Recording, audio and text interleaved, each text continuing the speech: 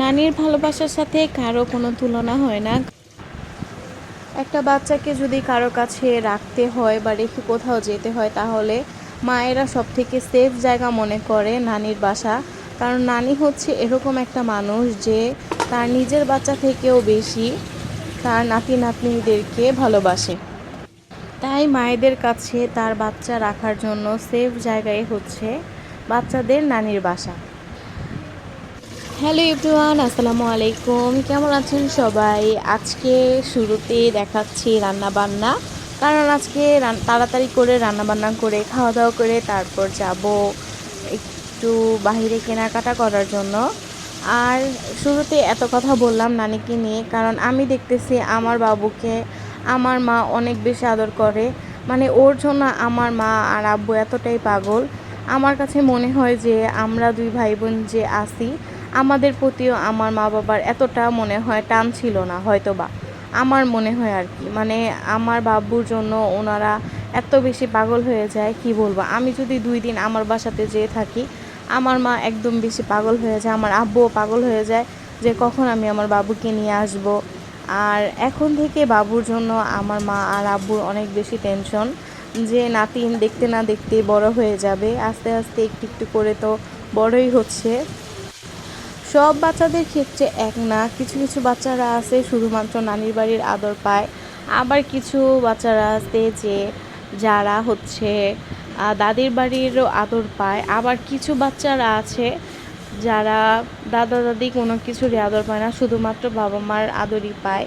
কিন্তু আমার অহনার ক্ষেত্রে এটা পুরোই ভিন্ন। আলহামদুলিল্লাহ, আমার অহনাকে ও নানা নানি অনেক বেশি আদর করে, কিন্তু আমার অহনার যেহেতু দাদা দাদি নেই, তো আমার মনে হয় যে আমার আব্বু আম্মুই অহনার দাদা দাদির যে আদরটা সেটাও পূরণ করে দিচ্ছে।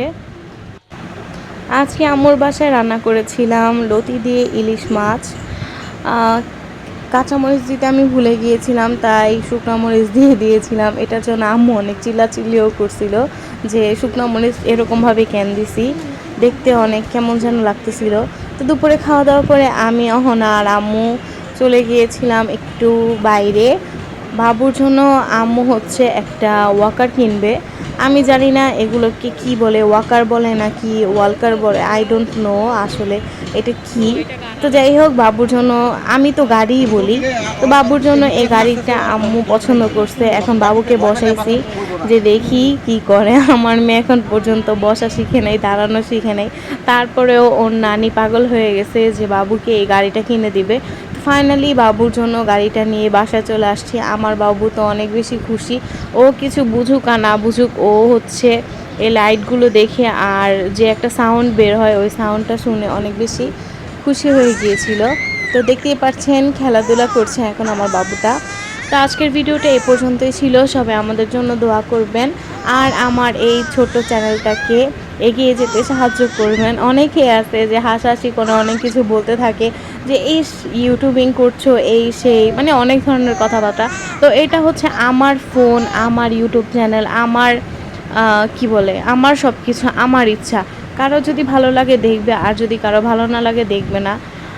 তো যাই হোক, রাত্রেবেলা ভাইয়া আবার চিপস নিয়ে আসছিল, তারপর আমরা চিপস খেয়েছি। আর বাবুর গাড়িতে বারবার খেলাধুলা করছে। বাজাও।